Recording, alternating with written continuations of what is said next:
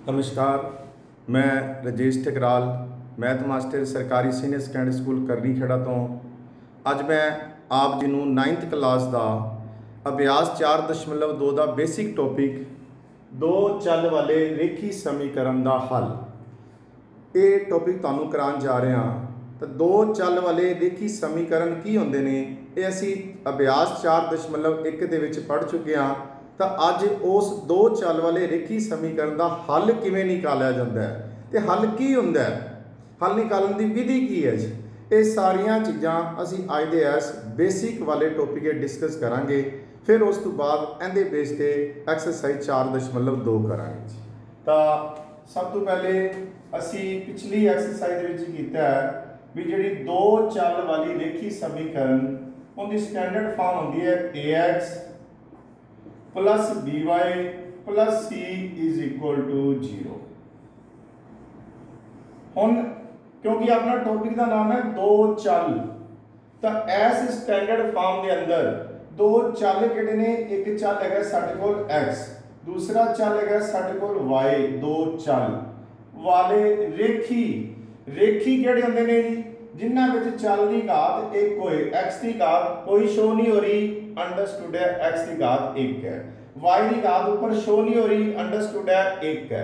तो जो चल की घात एक होए तो असीं की बोलते हैं रेखी समीकरण, क्योंकि इहदे विच बराबर दा इक्वल दा सिंबल आ रहा है, इक्वल दा साइन आ रहा है, तो ये साडे कोल की बन गई दो चल वाली रेखी समीकरण। तो इस दो चल वाली रेखी समीकरण ए की है, बी की है, सी की है, ये होंदे ने अचल। जिस तरह चल है, चल की कीमत बदल सकती है, एक्स वाई जिहड़े ने बदल सकते हैं, वो ज्ञात नहीं है कि सानू नहीं पता, अज्ञात नंबर ने। लेकिन ए बी ते सी फिक्स नंबर ने जिन्होंने असीं कॉन्स्टेंट बोलते हैं, जिन्होंने असीं अचल बोलते हैं। तो सपोज करो असीं ए की कीमत 1 ले लैंदे आ, बी की कीमत भी 1 ले लैंदे आ, सी की कीमत -4 ले लैंदे। तो इहदे नाल साडे कोल यही रेखी समीकरण दो चल वाली रेखी समीकरण बदल के एक सिंपल फॉर्म दे विच आ जाएगी। तो हुण तुसीं ये सोच रहे हो कि मैं a1 b1 c-4 क्यों लिखता है, तो ये एक सिंपल वैल्यूज ने। सिंपल वैल्यूज जो तुसीं इहदे विच पुट करोगे, इहदे विच भरोगे, एक सिंपल इक्वेशन आएगी। सिंपल इक्वेशन आएगी, उनके तो तुहानूं कॉन्सैप्ट क्लीयर कराना मेरे वास्ते ज़्यादा ईजी होएगा, तुहानूं भी कॉन्सैप्ट जल्दी समझ आ जाएगा जी।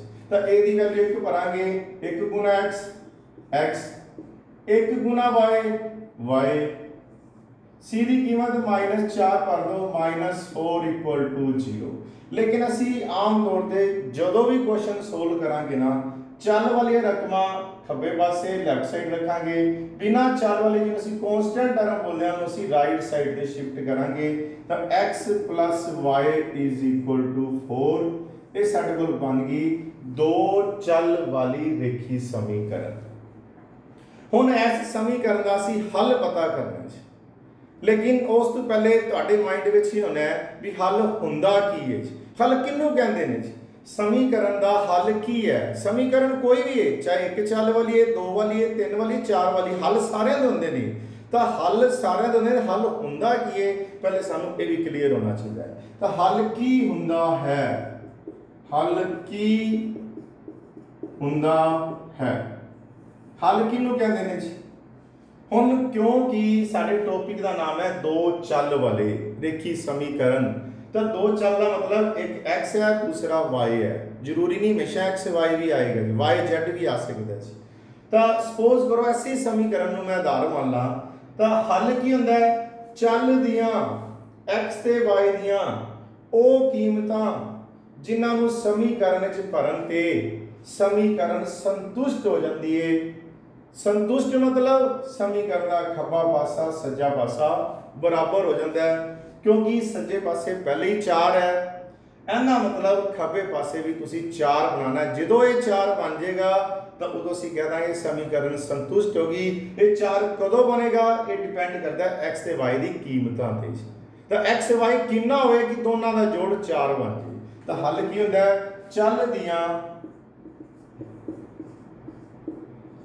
ओ कीमतां चल दियां ओ कीमतां जिन्हां नाल समीकरण संतुष्ट हो जाती है,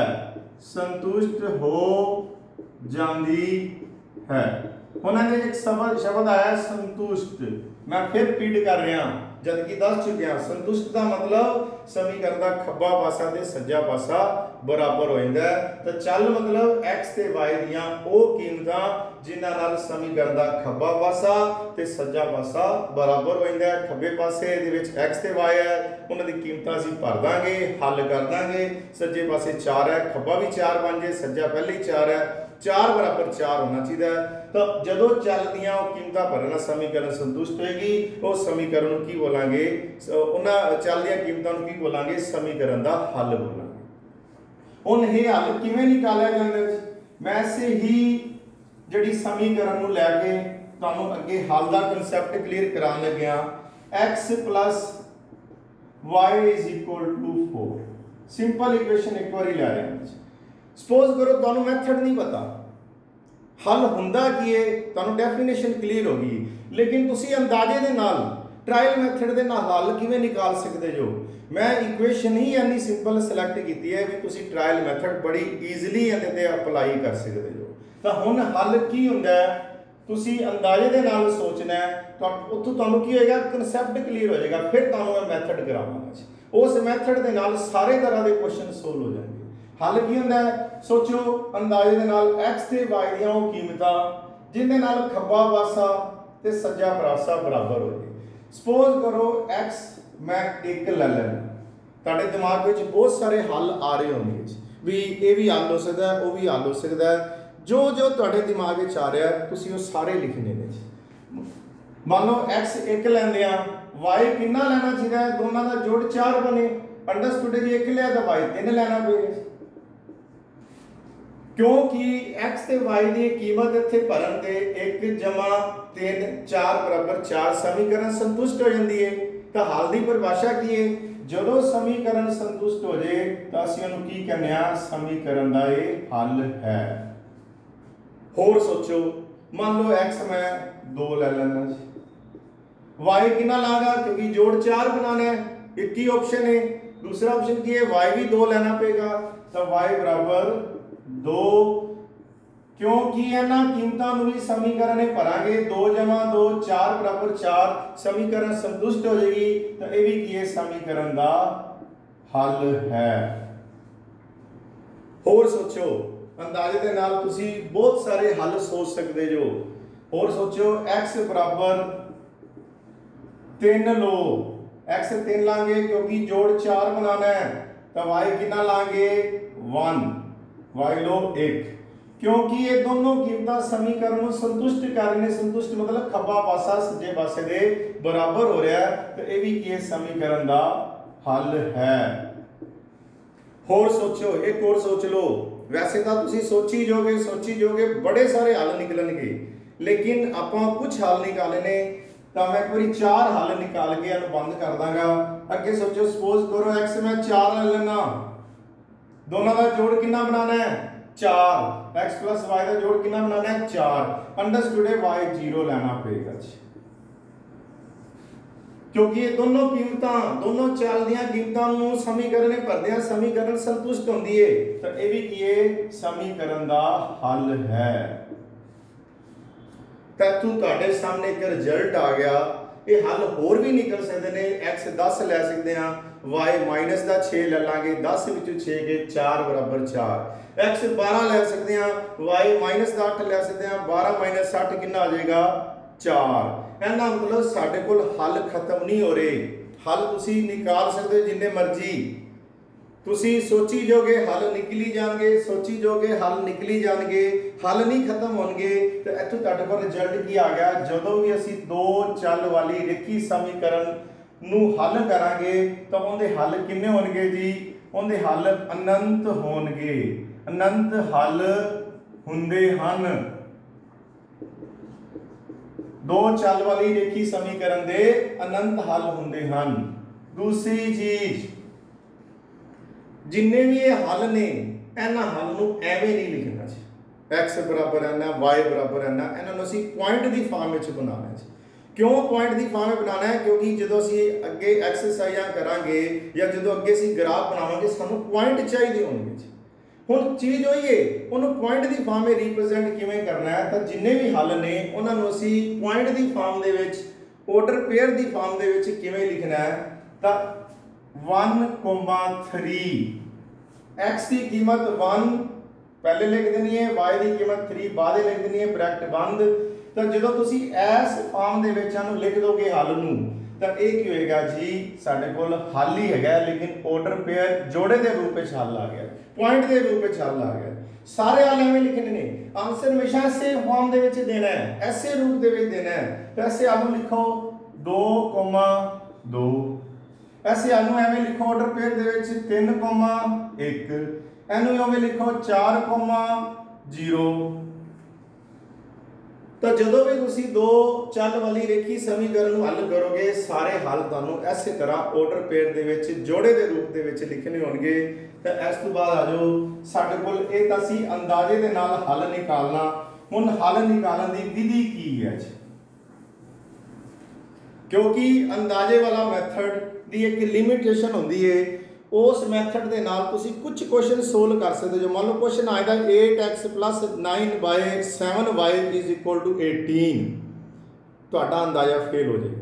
तुसी सोच ही नहीं पाओगे x कितना लीए y कितना लीए, कि दोनों का जोड़ 9/3 हो जाए या 9/7 जो भी है जी। इन्ना मतलब अंदाजे वाले मैथड की एक लिमिट है, लिमिट तक तुसी उन्होंने हल कर सकते हो। हुण एक्चुअल मैथड की है जिहदे नाल तुसी हर तरह का क्वेश्चन सोल्व कर सकते हो। तो ऐसे ही समीकरण तो मैं तुहानूं एक्चुअल मैथड कराने लगे, x + y = 4। हल करन दी विधि, असल विधि जिहड़े पहले असीं सीखिया सी, सिर्फ हल दा कॉन्सैप्ट कीता सी।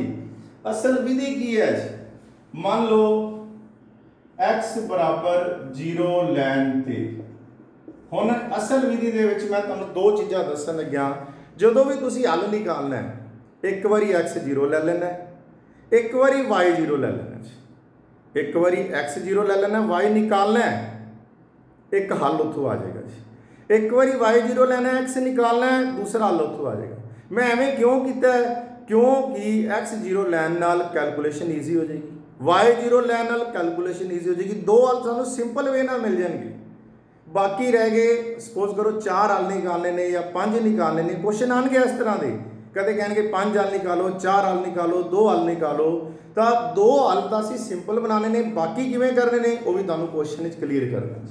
फिर एक बार x 0 लेना है, आ टर्म ही खत्म हो जाएगी, प्लस y = 4, इहदे विच भरना है 0, तो y कितना आ गया 4।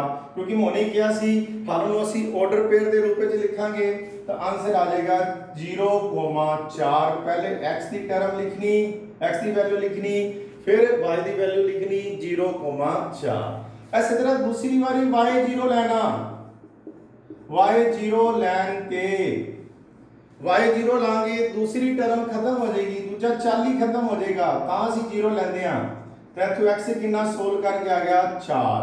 तो ऑर्डर पेयर दे विच लिखांगे x की कीमत 4, y की कीमत जिहड़ी असीं पहले ही मन्नी सी 0, 4,0, 4,0।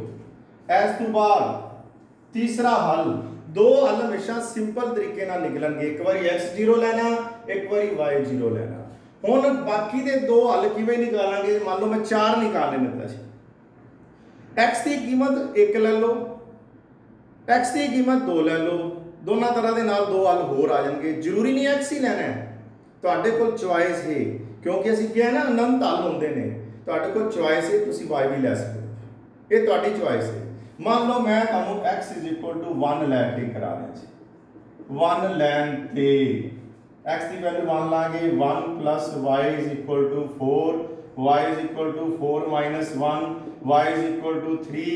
हल बन गया, पहले x की कीमत 1, फिर y की कीमत 3, क्योंकि हल ऑर्डर पेयर च लिखना है, तो भी साडे कोल आ गया तीसरा हल। इस तरह x की कीमत तुसीं 2 लैके भी चौथा हल निकाल सकते जो, जरूरी नहीं x 2 लेना है, y भी 2 लैके तुसीं चौथा हल निकाल सकते जो।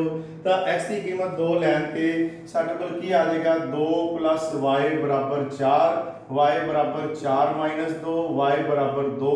ऑर्डर पे लिखांगे x की कीमत 2, y की कीमत 2। ये आ गया साडे कोल चौथा हल। जिन्ने मर्जी हल निकालो। हुण आ जाओ तुसी एक्सरसाइज दे अंदर एग्जांपल दे अंदर सो ऐसे ही एक्सरसाइज 4.2 दियां दो उदाहरणा ने ਅਸੀਂ ਉਹ ਵੀ ਕਰਾਂਗੇ। ਉਹਦੇ ਤੋਂ ਸਾਨੂੰ ਇੱਕ ਟੌਪਿਕ ਪੂਰੀ ਤਰ੍ਹਾਂ ਕਲੀਅਰ ਹੋ ਜਾਏਗਾ। ਫਿਰ ਅਸੀਂ ਐਕਸਰਸਾਈਜ਼ ਕਰਾਂਗੇ। ਤਾਂ ਐਗਜ਼ਾਮਪਲ ਨੰਬਰ 3 तीसरी उदाहरण नंबर 3 समीकरण ਤੁਹਾਨੂੰ ਦਿੱਤੀ ਹੈ x + 2y = 6 ਦੇ ਕੋਈ 4 ਵੱਖ-ਵੱਖ ਹੱਲ ਪਤਾ ਕਰੋ। ਵੱਖ-ਵੱਖ ਹੱਲ ਪਤਾ ਕਰੋ। ਵੱਖ-ਵੱਖ मतलब ਇਹ ਨਹੀਂ ਇੱਕੋ ਹੀ ਹੱਲ 4 ਵਾਰੀ ਨਿਕਾਲ ਦੋ ਜੀ। ਚਾਰੋਂ ਹੱਲ ਨਿਕਲਣ ਲੇਕਿਨ ਵੱਖ-ਵੱਖ ਹੋਣ। ਸਾਰਿਆਂ ਦੇ ਵਿੱਚ x y ਦੀ ਕੀਮਤਾਂ ਅਲੱਗ-ਅਲੱਗ ਹੋਣੀਆਂ ਚਾਹੀਦੀਆਂ ਨੇ ਜੀ। ਤਾਂ ਸਮੀਕਰਨ ਸਾਡੇ ਕੋਲ ਪਹਿਲੇ ਹੀ ਜਿਸ ਫਾਰਮ ਵਿੱਚ ਅਸੀਂ ਬਣਾਣੇ ਆ ਉਸ ਫਾਰਮ ਵਿੱਚ ਦਿੱਤੀ ਹੋਈ ਹੈ ਜੀ। ਅਸੀਂ ਜ਼ਿਆਦਾਤਰ ਬਿਨਾਂ ਚੱਲ ਵਾਲੀ ਰਕਮ ਸੱਜੇ ਪਾਸੇ ਰੱਖਦੇ ਆ ਤੇ ਪਹਿਲੇ ਹੀ ਸੱਜੇ ਪਾਸੇ ਪਿਆ ਇਹਨੂੰ ਹੱਲ ਕਰਨਾ ਈਜ਼ੀ ਹੈ। ਤਾਂ ਇਹਨੂੰ ਅਸੀਂ ਹੱਲ ਕਰਕੇ 4 ਹੱਲ ਪਤਾ ਕਰਾਂਗੇ। 2 ਹੱਲ ਤਾਂ ਸਾਡੇ ਬਿਲਕੁਲ ਸਿੰਪਲ ਹੁੰਦੇ ਨੇ। ਇੱਕ ਵਾਰੀ ਅਸੀਂ x0 ਲੈ ਲੈਂਦੇ ਆ, ਇੱਕ ਵਾਰੀ ਅਸੀਂ y0 ਲੈ ਲੈਂਦੇ ਆ। ਤਾਂ ਇਸੇ ਸਮੀਕਰਨ ਦੇ ਵਿੱਚ ਇੱਕ ਵਾਰੀ ਤੁਸੀਂ x0 ਲਓ। x = 0 ਲੈਣ ਤੇ ਇਹਦੇ ਵਿੱਚ ਭਰ ਦੋ। 0 ਲੈਣ ਦਾ ਹੀ ਫਾਇਦਾ ਹੈ। x ਵਾਲੀ ਟਰਮ ਹੀ ਖਤਮ ਹੋ ਜਾਏਗੀ। 2y = 6, 2y = 6/2 कैंसिल करके आ गया। सॉरी 2y = 6, y = 6/2 कैंसिल करके कितना आ गया 3। तो y की कीमत आ गई 3। पर क्योंकि हल में ਅਸੀਂ हमेशा ऑर्डर पेयर ਦੀ ਫਾਰਮ ਵਿੱਚ ਲਿਖਣਾ ਹੈ ਤਾਂ ਹੱਲ ਆ ਜਾਏਗਾ x ਦੀ ਕੀਮਤ 0, y ਦੀ ਕੀਮਤ 3, 0,3। ਤਾਂ ਦੋ ਹੱਲ ਅਸੀਂ ਹਮੇਸ਼ਾ ਹੀ ਸਿੰਪਲ ਵੇ ਨਾਲ ਨਿਕਾਲਾਂਗੇ। ਇੱਕ ਵਾਰੀ x0 ਲਾਂਗੇ, दूसरी बारी हम y0 लांगे। y = 0 लैन ते क्योंकि ਇਹਦੇ ਨਾਲ कैलकुलेशन ईजी हो जाती है। सिंपलीफाई करना हल करना ईजी हो जाता है। तो y की कीमत 0 भरो। x प्लस आ पूरी टर्म ही खत्म हो जाएगी। दूसरे चल वाली एक चल ही रह जाएगा, खत्म हो जाएगी। x = 6 क्योंकि हल में ਅਸੀਂ ऑर्डर पेयर लिखते हैं। तो x की कीमत y की कीमत ਤਾਂ ਇਹ ਬਣ ਗਿਆ ਆਰਡਰ ਪੇਅਰ मतलब दूसरा हल। ਇਸੇ ਤਰ੍ਹਾਂ ਮੈਂ ਦੱਸਿਆ ਸੀ x 1 ਲੈ ਲਓ, y 1 ਲੈ ਲਓ। ਹੁਣ ਜ਼ਰੂਰੀ ਨਹੀਂ x 1 ਲੈਣਾ ਹੈ। ਇਹ ਨਾ ਹੋਵੇ ਤੁਹਾਡੇ ਮਾਈਂਡ ਵਿੱਚ ਇਹ ਫਿਕਸ ਹੋ ਜਾਏ ਵੀ ਸਾਰੇ x 1 ਲੈਂਦੇ ਨੇ, ਅਸੀਂ ਵੀ x 1 ਹੀ ਲੈਣਾ ਹੈ। ਤੁਸੀਂ y 1 ਲੈ ਕੇ ਵੀ ਹੱਲ ਕਰ ਸਕਦੇ। ਚਲੋ ਮੈਂ ਇੱਕ ਵਾਰੀ ਇਹਦੇ ਥੋੜਾ ਬਦਲ ਦੇਣਾ। ਮੈਂ y 1 ਲੈ ਲੈਣਾ। y = 1 ਲੈਣ ਤੇ ਅਸੀਂ ਇਹਦੇ 4 ਹੱਲ ਪਤਾ ਕਰਨੇ ਨੇ। ਪਹਿਲਾ ਹੱਲ दूसरा हल हुण असीं निकाल रहे हैं तीसरा हल। जरूरी नहीं है इत्थे 1 2 3 लिखना ही लिखना है। नहीं भी लिखोगे तां भी अंडरस्टूड है। पहला हल है, दूसरा हल है, फिर तीसरा, फिर चौथा। y = 1 लैन ते भर दो। आ साडी मूल समीकरण है, वार-वार इहदे च ही भरना है। तो y की कीमत 1 भर दो। x + 2 * y = 6, x + 2 = 6, x = 6 - 2, x = 4। Order पे लिखांगे 4,1। 4,1 मतलब x की कीमत फिर y की कीमत, क्योंकि ऑर्डर पे लिखण दा ही साडे कोल ढंग है। तो ये आ गया साडे कोल तीसरा हल। इस तो बाद आ गया चौथा हल। जरूरी नहीं y ही चूज करना है, x भी चूज कर सकते। मान लो हुण मैं y2 लेना, हल तां भी निकल सकता है। x2 लैके भी हल निकल सकता है। ये तुहाडी चॉइस है। सपोज करो हुण मैं x2 ले लेना। x = 2 लैन ते मतलब चॉइस तुहाडी है, क्योंकि अनंत हल ने। तुसीं जिन्ने जेड़े मर्जी 4 निकाल दो। इन्ने ज़्यादा हल ने, जेड़े मर्जी तुसीं 4 निकालो। जरूरी नहीं जेड़े तुसीं निकाले ने नाल वाला स्टूडेंट भी वही निकालेगा। वो कोई होर भी निकाले तां भी चल जाएगा। शर्त यह है तुहाडे हल भी इस समीकरण को सैटिस्फाई करदे होण, संतुष्ट करदे होण, उनके हल भी संतुष्ट करदे होण। वैल्यूज अलग अलग ने, दैट डज नॉट मैटर। उनका कोई मतलब नहीं है। तो x = 2 लैन ते भरो। 2 इहदे मूल समीकरण ने भरना है। 2 + 2y = 6, 2y बराबर 6 माइनस 2, 2y बराबर 4, y बराबर 4 बटा 2 कट के कितना आ गया 2। तो ऑर्डर पेयर लिखांगे x की कीमत कोमा y की कीमत। तो आ गए 4 हल। इसे तरह के नाल असीं उदाहरण नंबर 4 करांगे। सेम कॉन्सैप्ट नूं ਜਦੋਂ ਅਸੀਂ ਉਦਾਹਰਨ ਨੰਬਰ 4 ਕਰਾਂਗੇ ਮੇਰੇ ਖਿਆਲ ਤੁਹਾਨੂੰ ਬਿਲਕੁਲ ਕਲੀਅਰ ਹੋ ਜਾਏਗਾ ਹੱਲ ਕੀ ਹੁੰਦਾ ਹੈ, ਹੱਲ ਕਿਵੇਂ ਕੈਲਕੂਲੇਟ ਕੀਤੇ ਜਾਂਦੇ ਨੇ। ਤਾਂ ਇਹ ਤੁਹਾਨੂੰ ਉਦਾਹਰਨ ਨੰਬਰ 4 ਕਰਨ ਤੇ ਬਿਲਕੁਲ ਕਲੀਅਰ ਹੋ ਜਾਏਗਾ। ਉਦਾਹਰਨ ਨੰਬਰ 4 ਐਗਜ਼ਾਮਪਲ ਨੰਬਰ 4 ਹੇਠਾਂ ਲਿਖੀਆਂ ਸਮੀਕਰਨਾਂ ਵਿੱਚੋਂ ਹੇਠਾਂ ਲਿਖੀਆਂ ਸਮੀਕਰਨਾਂ ਵਿੱਚੋਂ ਹੇਠਾਂ ਲਿਖੀਆਂ ਸਮੀਕਰਨਾਂ ਵਿੱਚੋਂ ਹਰੇਕ ਦੇ ਦੋ ਹੱਲ ਪਤਾ ਕਰੋ। ਦੋ ਹੱਲ ਲੱਭੋ ਜਾਂ ਪਤਾ ਕਰੋ। ਦੋ ਹੱਲ ਇਹਨਾਂ ਨੇ ਲਿਖਿਆ ਬੁੱਕ ਦੇ ਵਿੱਚ, ਦੋ ਹੱਲ ਲੱਭੋ। फाइंड करने ने दो हल, दो सॉल्यूशन तुसी फाइंड करने ने। समीकरण ਤੁਹਾਨੂੰ 4 ਦਿੱਤੀਆਂ ਆਈਆਂ ਨੇ, 3 ਦਿੱਤੀਆਂ ਆਈਆਂ ਨੇ। ਪਹਿਲੀ ਸਮੀਕਰਨ 4x + 3y = 12। दूसरी समीकरण 2x + 5y = 0। तीसरी समीकरण 3y + 4 = 0। ਇਹ ਸਾਡੇ ਕੋਲ 3 ਸਮੀਕਰਨਾਂ ਨੇ। ਇਹਨਾਂ ਦੇ ਅਸੀਂ ਸਾਰਿਆਂ ਦੇ ਦੋ ਹੱਲ ਪਤਾ ਕਰਨੇ ਨੇ। ਤਾਂ ਸਭ ਤੋਂ ਪਹਿਲੇ ਨੰਬਰ ਤੇ ਆ ਜਾਓ। ਪਹਿਲੀ ਸਮੀਕਰਨ 4x + 3y = 12। ਇਹ ਜਿਸ ਫਾਰਮ ਵਿੱਚ ਅਸੀਂ ਬਣਾਣਾ ਹੈ ਪਹਿਲੇ ਹੀ ਬਣਾਈ ਹੈ ਜੀ। ਅਸੀਂ ਆਮ ਤੌਰ ਤੇ ਕੀ ਹੁੰਦਾ ਬਿਨਾਂ ਚੱਲ ਵਾਲੀ ਉਧਰ ਕਰਦੇ ਹਾਂ। ਤਾਂ ਇਹ ਬਿਨਾਂ ਚੱਲ ਵਾਲੀ ਪਹਿਲੇ ਹੀ ਰਾਈਟ ਸਾਈਡ ਦੇ ਵਿੱਚ ਪਈ ਹੈ। ਬਸ ਹੁਣ ਸਿੱਧਾ ਤੁਸੀਂ x ਤੇ y ਦੀਆਂ ਕੀਮਤਾਂ ਲੈਣੀਆਂ ਨੇ ਜੀ। ਤਾਂ ਤੁਹਾਨੂੰ ਜਦੋਂ ਅਸੀਂ ਕਹਿੰਦੇ ਦੋ ਹੱਲ ਪਤਾ ਕਰ ਰਹੇ ਨੇ, ਤੁਹਾਨੂੰ ਦੱਸਿਆ ਹੈ ਦੋ ਹੱਲ ਦਾ ਬੜੇ ਸਿੰਪਲ ਵੇ ਨਾਲ ਨਿਕਲਣਗੇ। ਇੱਕ ਵਾਰੀ x0 ਲੈ ਲਓ, ਇੱਕ ਵਾਰੀ y0 ਲੈ ਲਓ, ਕੈਲਕੂਲੇਸ਼ਨ ਈਜ਼ੀ ਹੋ ਜਾਏਗੀ। ਦੋ ਹੱਲ ਵੀ ਸਿੰਪਲ ਨਿਕਲ ਜਾਣਗੇ। ਤਾਂ ਲੋ ਟੇਕ x = 0। x ਬਰਾਬਰ 0 ਲੈਣ ਤੇ ਭਰ ਦੋ। ਭਰਨਾ ਇਸ ਸਮੀਕਰਨ ਦੇ ਵਿੱਚ ਇਹ ਵਾਰ-ਵਾਰ। ਤਾਂ 4 × 0 + 3y = 12। ਇਹ ਖਤਮ ਹੋ ਜਾਏਗੀ ਟਰਮ। 3y = 12, y = 12/3 कैंसिल करके कितना आ गया 4। तो हल क्योंकि ਅਸੀਂ ਆਰਡਰ ਪੇਅਰ ਲਿਖਣਾ ਹੈ, ਪਹਿਲੇ x ਦੀ ਕੀਮਤ ਫਿਰ y ਦੀ ਕੀਮਤ। ਇਹ ਬਣ ਗਿਆ ਸਾਡੇ ਕੋਲ ਆਰਡਰ ਪੇਅਰ ਦੇ ਵਿੱਚ ਹੱਲ 0,4। ਇਹ ਆ ਗਿਆ ਪਹਿਲਾ ਹੱਲ। ਇਸੇ ਤਰ੍ਹਾਂ ਦੇ ਨਾਲ ਦੂਸਰਾ ਹੱਲ। दूसरी बारी y0 ले लो। Take y = 0। y = 0 ਲੈਣ ਤੇ